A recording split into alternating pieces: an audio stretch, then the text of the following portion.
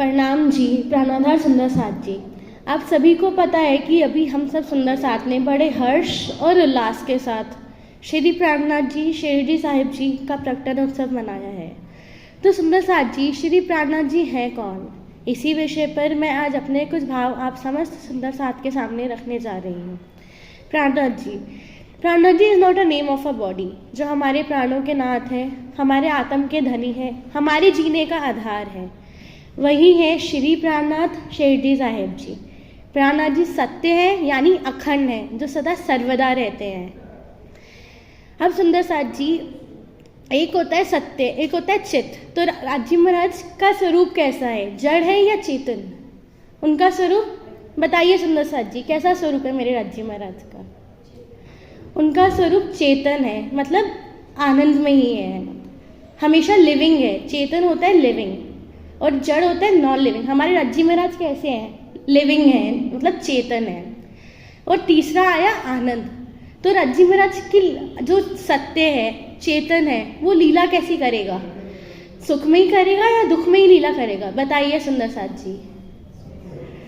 तो जब वो लीला ही सुख में ही कर रहे हैं तो उनका स्वरूप कैसा हुआ? आनंद और आनंद से भरा हुआ। तो इसीलिए हमारे सदगुरु महाराज का, हमारे राजी महाराज का स्वरूप क्या बना? सच्चिदानंद स्वरूप, जो कि सत्य, चित्त और आनंद से मिला हुआ है। अब सुंदर साथ जी, हम सबको लगता है कि राजी महाराज को आए 400 वर्ष हुए हैं, पर ये बात सत्य नहीं है। ना ईश्वर ना मूल प्रकृति, ता दिन की कहूँ मैं आका बीती। हमारे राजी महाराज तो तब के आए हुए जब ना ये ईश्वर था और ना ये मूल प्रकृति। अब जब परम धाम में हम सब ने कभी भी राजी महाराज के अलावा किसी भी पुरुष तन को देखा ही नहीं, तो जब हम सब ने वहाँ पे अक्षर ब्रह्म जी को देखा, तब हमारे मन में ये प्रश्न उठा कि राजी महाराज ये कौन है? अब वहाँ हम राजी महाराज के साथ कभी मूलवन, कभी ताड़वन और कभी अन्य 25 पक्षों में घूमने जाते थे। तो राजी महाराज ने जब हमें बताया कि ये अक्षर ब्रह्म जी हैं और ये दुख का खेल बनाते हैं और मिटाते हैं, तब हमारे मन में ये प्रश्न उठा कि राजी महाराज ये दुख क्या है, क्योंकि परम धाम में तो दुख कुछ था ही नहीं। तो हमारे राजी महाराज ने कहा कि ये अक्षर ब्रह्म है जो दुख का खेल बनाते हैं और मिटाते हैं। तब हम सब जिद पे अड़ गए कि हमें भी ये दुख का खेल देखना है। राजी महाराज ने हमें बहुत समझाया, ये तुम्हारे देखने का खेल नहीं है, यहाँ तुम मुझे भूल जाओगी और खुद को भूल जाओगी। पर हम सब नहीं माने और हम सब ने बोला, काया उतरते हक ने अलस तो बेरकम, फेर कहा अरवाहों ने वले ना भूले हम। राजी महाराज, ना हम इस खेल में जाके खुद को भूलेंगे और ना हम आपको भूलेंगे। और फिर हमने एक दूसरे को वादा किया, तू भूले तो मैं तुझे याद दिला दूंगी, मैं भूलूं तो तू मुझे याद दिला देना। तो इसी प्रकार शुरू हुई राजी महाराज के 7 दिन की लीला, जिसमें हम सब सर्वप्रथम ब्रज के खेल में आए, जहाँ स्वयं श्री राजी महाराज श्री कृष्ण जी के रूप में, महारानी जी श्री राधा रानी जी के रूप में, और हम सब समस्त सुंदर साथ श्री वहाँ की जो समस्त गोपियाँ उनके रूप में आए, जहाँ हमने कृष्ण जी के साथ 11 दिन की लीला करी। उसके बाद जब तक कृष्ण जी 11 दिन के हुए, तब तक हम सब गोपियाँ सब बड़ी हो चुकी थी, हम सबके घर हो चुके थे, परिवार हो चुके थे। और जब हम कृष्ण जी से मिलने आते तो हमें घर पे डांट पड़ती थी कि कहाँ जा रही हो, घर पे ताने पड़ते थे। तो जब कृष्ण जी 11 वर्ष के हुए, तब हम सब ने बोला कि तुम ये बांसुरी बजाते हो, ये हमें बड़ा परेशान करती है, हमें घर पे डांट पीटती है। उन्होंने वो के साइड में रख दी। उनके पायल, बाजूबंद, कमरबंद सब में घुंघरू की आवाज़ थी, उन सब से हम परेशान होते थे। हमने वो बोला, उन्होंने वो भी त्याग दिया। पर जब कृष्ण जी उसके बाद 52 डेज के ओवर हुए, 52 दिन के हुए, तब उनसे हमारे बगैर रहा ही नहीं गया। तो वो उन्होंने वापस से बांसुरी उठाई और तब कुछ गोपियाँ बच्चों को दूध पिला रही थी, वहीं बच्चे को पटका भागी चली आई। कुछ अपने पतियों को खाना खिला रही थी, वहीं थाली पर पैर रखा और अज्जी के चरणों में भागी चली आई। तो इसी प्रकार खत्म हुई पहले दिन की लीला। उसके बाद राजी महाराज, श्यामा महारानी, मतलब कृष्ण जी, राधा रानी और हम सब समस्त गोपियाँ ने प्रवेश किया दूसरे दिन के ब्रह्मांड में, जो कि योग माया का ब्रह्मांड था, जिसे आज के टाइम में श्री शरद पूर्णिमा की रात्रि के नाम से भी मानते हैं। शरद पूर्णिमा की रास की रात्रि के नाम से भी मनाते हैं। जहाँ हम सब गोपियों ने राज्य महाराज के साथ अखंड रास खेली। उसके बाद हम सब वापस से चले गए परम धाम। वहाँ जाके राज्य महाराज ने पूछा, देख लिया तुमने दुख का खेल? तब हमने कहा नहीं, यहाँ पे तो कुछ दुख था ही नहीं, या तो आप हमेशा हमारे साथ थे। तो फिर राज्य महाराज हमने जिद करी, हमें तो असली दुख देखना है, यहाँ तो दुख था ही नहीं, यहाँ तो राज्य महाराज हमेशा ही हमारे साथ कृष्ण जी के रूप में बैठे थे। तब तक राज्य महाराज ने सारे धर्म ग्रंथों में अपने आने की गवाहियां लिखवा दी थी। तो जिसमें शास्त्रों में पूर्ण पारब्रह्म, कुरान में सबका ईमान मेहंदी, सिख धर्म में सबका साहेब एक, बाइबल में द सुप्रीम गॉड के नाम से आने की गवाहियां लिखवा दी थी। बट एक ईसाई धर्म था जिसमें राज्य महाराज के आने की गवाहियां नहीं थी। तो हमने इस प्रकार शुरू हुआ तीसरे दिन का खेल, जो कि मोहम्मद साहब जी का खेल था, तीसरे दिन की लीला का खेल, जिसमें राज्य महाराज ने अपने जोश के साथ मोहम्मद साहब जी को परम धाम बुलाया, जहां उन्होंने उनके साथ 90,000 मतलब 90,000 वर्ड्स की बातें करी, जिसमें राज्य महाराज के आने के 7 क़यामत के निशान थे।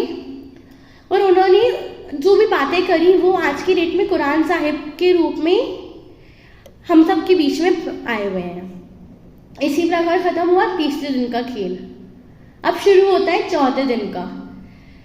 साल 90 मास नव हुए रसूल को जब, रू अल्लाह ईमान मेहंदी मोमिन उतरे तब। जब मोहम्मद साहब जी को 990 साल और 9 महीने हो गए, उसके बाद आए हमारे सदगुरु महाराज श्री देवचंद्र जी। अब जब श्री देवचंद्र जी 11 वर्ष के हो गए, तब उनके मन में प्रश्न उठा, मैं कौन, कहां से आई है,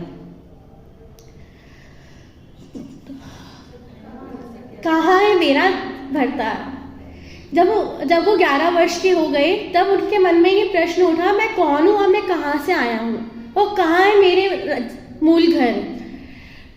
तो उन्होंने एक बारात जा रही थी कच्छ की तरफ, तो उन्होंने उसको पीछा करा और वहाँ रास्ते में ही सर्वप्रथम राज्य महाराज ने देवचंद्र जी को दर्शन दिए एक सिपाही के भेष में। उसके बाद उन्होंने पूरा राज्य महाराज को खोजना शुरू कर दिया।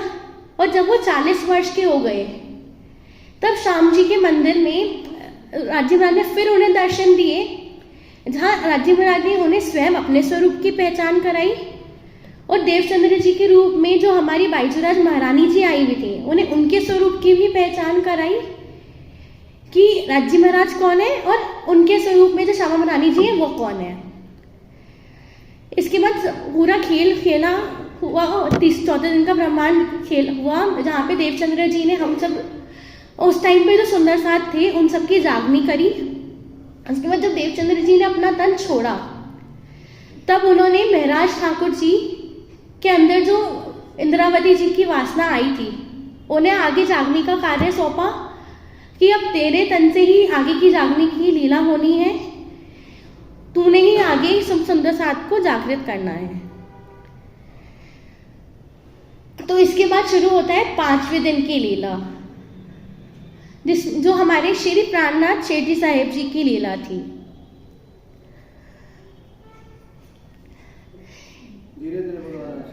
हाँ जी।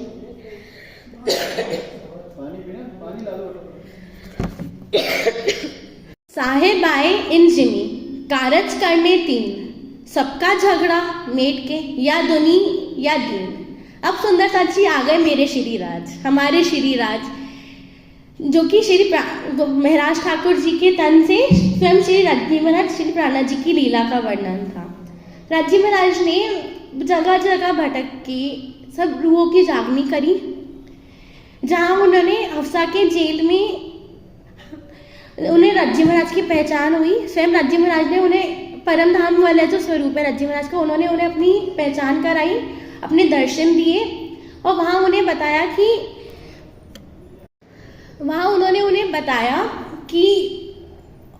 वो कौन, महराज ठाकुर जी के तन में असल में कौन है और आगे की क्या लीला होनी है।